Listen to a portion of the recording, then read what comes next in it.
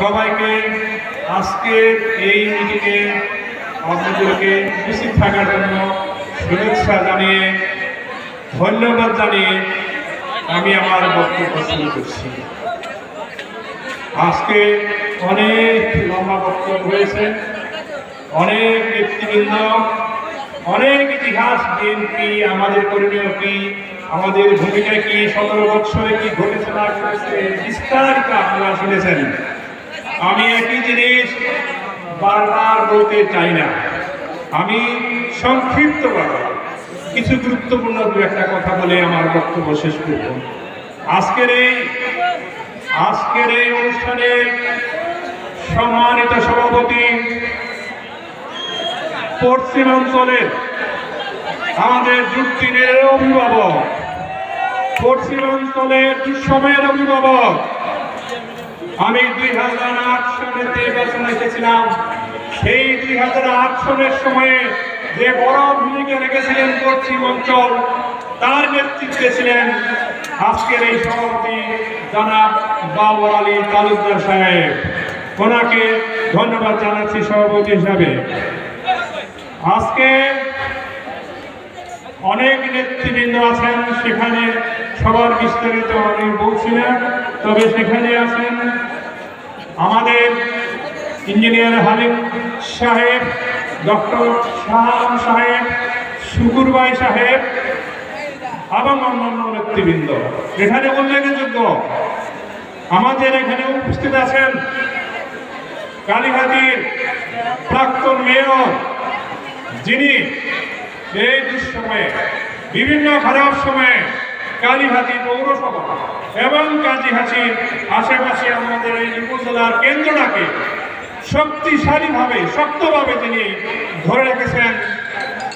সেই আমাদের প্রাক্তন মেয়র, আমরা খুবই অভিভূত।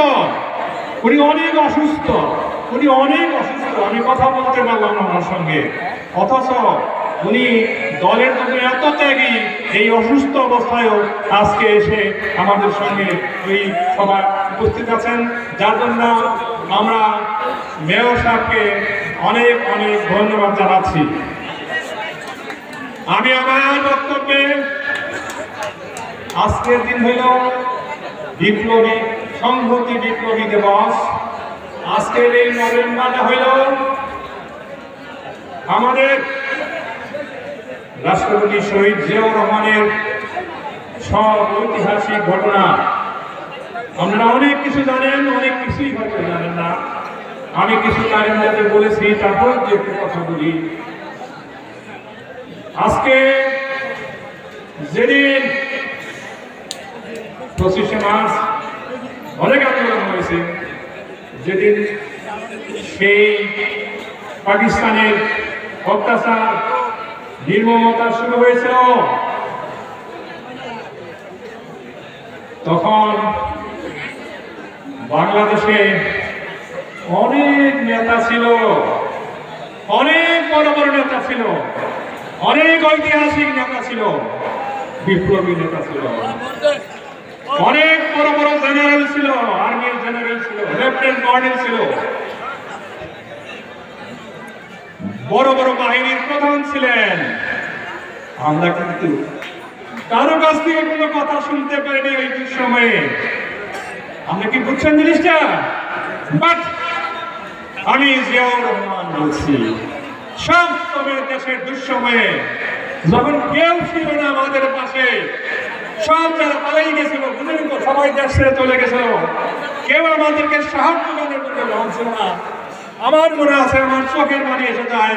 আমি ঢাকার একটা রেস্টুরেন্টে বসে সকাল 10টায় আমরা পালাইছিলাম, বাহার থেকে বেরোতে পারি না, কারফিউ জারি করছে, তার মধ্যে পলে একটা রেস্টুরেন্টের কাছে বসে আছি। সেখানে থেকেই বললাম, আমি মেজর জিয়া বলছি, আমি মেজর জিয়া বলছি, স্বাধীনতার ঘোষণার কথা বলবেন। তখন আমরা লাভ দিয়ে উঠছি। মনে করেন জিয়াউর রহমানকে তখন উনি কি, তিনি একটা সিম্পল মেজর, সিম্পলের মেজর, না। তার মানে একটা মানুষের মধ্যে কতটুকু দেশপ্রেম, কতটুকু মনোবল এবং কতটুকু সাহস হলে কেউ যেখানে কথা বলতেছে না, সবাই যখন দেশ থেকে পালিয়ে যাচ্ছে, তখন আমি মেজর জিয়া বলছি এবং সারা